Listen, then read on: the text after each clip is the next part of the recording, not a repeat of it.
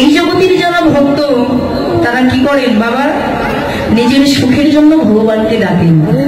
ভগবানকে ডাকি, হে প্রভু আমায় একটু ধন দাও, আমায় একটু অর্থ দাও, আমায় একটু রূপ দাও, আমার একটু যৌবন দাও, আমার একটু ঐশ্বর্য দাও।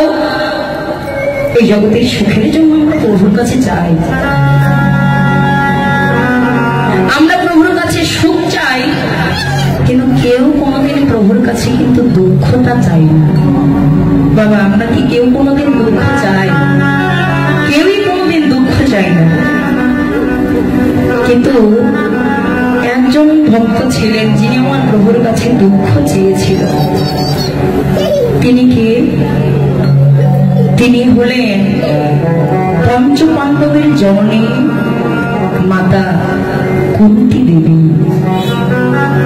বাবা কুরুক্ষেত্রের যুদ্ধ যখন শেষ হলো, হস্তিনাপুরের রাজ সিংহাসনে বসলেন আমার পঞ্চ পাণ্ডব। রাজত্ব ফিরে পেল। যেই না রাজত্ব ফিরে পেয়েছে, এবার ভগবান কৃষ্ণ ভাবছেন এখন তো আমার বিদায়ের পালা, আমি চলে যাব, হস্তিনাপুর ছেড়ে আমি চলে যাব। যতদিন পঞ্চপাণ্ডবের দুঃখ ছিল ততদিন ভগবান আমার তাদের সহায় ছিল, সাথী ছিল। নিজেই কৃষ্ণ অর্জুনের রথের সারথি হয়ে সেই যুদ্ধে তাদেরকে পথ প্রদর্শন করেছিলেন। যেই না যুদ্ধ শেষ হলো, রাজত্ব ফিরে পেল, রাজ সিংহাসনে আরোহণ করলো, এবার গোবিন্দ ভাবছে এখন তো আমার বিদায়ের পালা, আমি চলে যাব। কেননা আমার ভগবান যে কোনোদিন ধনীর ঘরে বসত করে না বাবা। যে ঘরে অহংকার থাকে, যে ঘরে অর্থের অহংকার থাকে, প্রাচুর্যিক অহংকার থাকে, সেই সকল ঘরে তো আমার ভগবান কোনোদিন থাকবে না। যদি অহংকারের ঘরেই থাকতো, যদি ধনীর ঘরেই থাকতেন, তাহলে আমার প্রভু কোনোদিন দুর্যোধনের রাজভোগ রেখে বিদুরের ঘরে গিয়ে ক্ষুদন্ন তিনি গ্রহণ করতেন না। প্রভু ভাবছে এখন তো আমি চলে যাব, যাবই তো, কিন্তু যাবার আগে এই হস্তিনাপুরের সকল ভক্তকে আমি কিছু না কিছু বর দিয়ে যেতে চাই। আজকে আমার কাছে যে যা চাইবে আমি তাদেরকে তাই নিয়ে তাদের মনোবাঞ্ছা পূরণ করব। এবার প্রভু হস্তিনাপুরের সকল ভক্তকে ডাকছে, হে ভক্তগণ তোমরা এসো, তোমরা আজকে আমার কাছ থেকে কিছু চেয়ে নাও, তোমরা আজকে আমার কাছে যে যা চাইবে আমি তোমাদেরকে তাই দিয়ে তোমাদের মনোবাঞ্ছা পূরণ করব।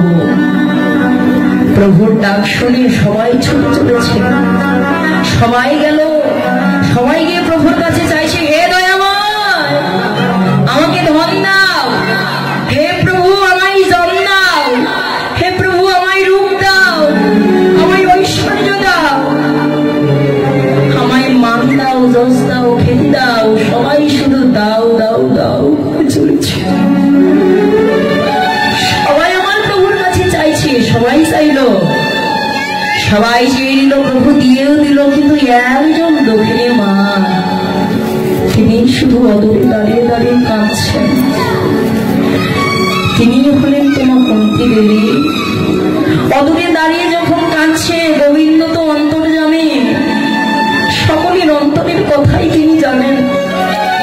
বুঝতে পারলেন এক ভক্ত আমার অদূরে দাঁড়িয়ে কাঁদছে, আর একটু বিলম্ব করলেন না, তাড়াতাড়ি করে ছুটে গেলেন আমার ভগবান নিজেই সেই কুন্তী দেবীর কাছে।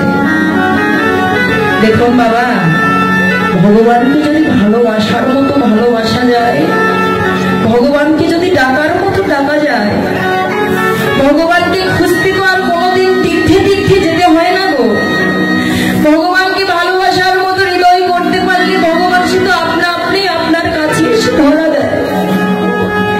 যেমন এই জগতে দেখবেন ফুল যেগুলো, ফুল তো কোনোদিন ভ্রমরকে খোঁজে না, ভ্রমরই এসে ফুলকে খুঁজে নেন যে ফুলে মধু থাকে। যদি আমাদের অন্তরে প্রেম ভক্তি থাকে, ভগবান তো সেই ভক্তের কাছেই ছুটে আসে। ভগবান নিজেই ছুটে গেল কুন্তী দেবীর কাছে গিয়ে বলছে, পিসিমা। কুন্তী দেবী তো সম্পর্কে হন পিসিমা। বলছি, ও পিসিমা, তোমার চোখে জল কেন? তোমার ছেলে পঞ্চপাণ্ডব আজকে রাজা হয়েছে, তুমি হলে হস্তিনাপুরের রাজমাতা, আর তোমার চোখে কি জল মানায় পিসিমা? তুমি অমন করে কেন কাঁদছ? কি হয়েছে তোমার? আজকে হস্তিনাপুরের সকল ভক্ত সবাই আমার কাছে কিছু না কিছু চেয়ে নিল, তুমি তো আমার কাছে কিছু চাইলে না পিসিমা। তুমি আমার কাছ থেকে কিছু চেয়ে নাও, তুমিও চাও। এবার কুন্তী দেবী দুটি নয়ন জল ছেড়ে দিয়ে কাঁদছে আর বলছে, কৃষ্ণ, যে ধন পেলে কৃষ্ণ ধনকে হারাতে হয়, যে ধনের মাঝে আমার কৃষ্ণ ধন থাকে না, যে ধনের মাঝে কৃষ্ণ ধন থাকে না, যে ধন পেলে আমার কৃষ্ণ ধন চলে যায়, আমি তো সেই ধন চাই না রে কৃষ্ণ, আমি সেই ধনে চাই না, এ ধন আমার লাগবে না রে কৃষ্ণ। যদি দিতেই চাস, যদি দিতেই হয় আমাকে এই ধন দে কৃষ্ণ রে, আমায় চির কাঙ্গালিনী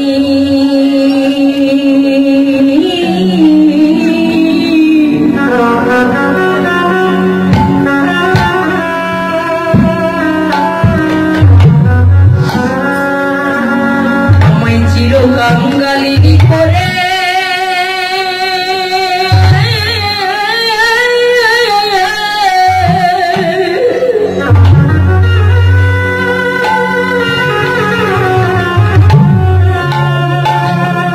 আমায় করে রেখো, কৃষ্ণ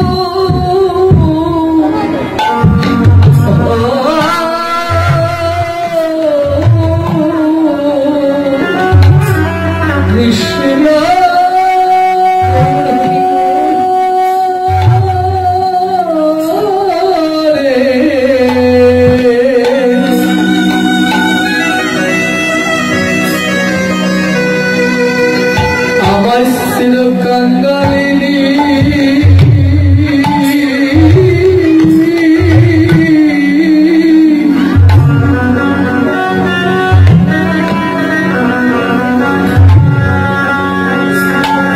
কাঙ্গালিনী করে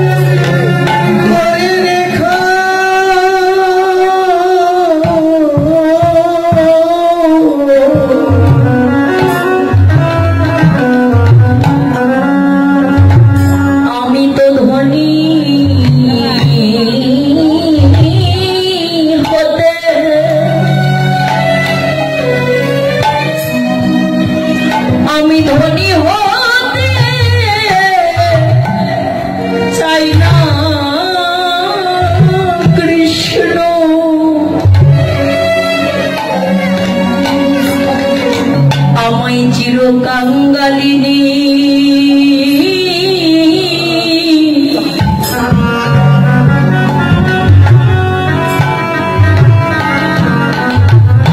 কাঙ্গালিনী করে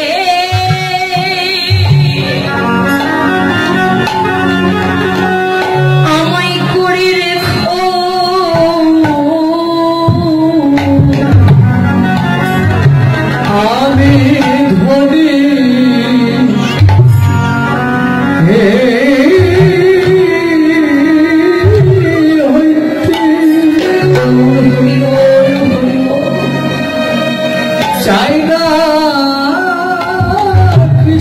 গো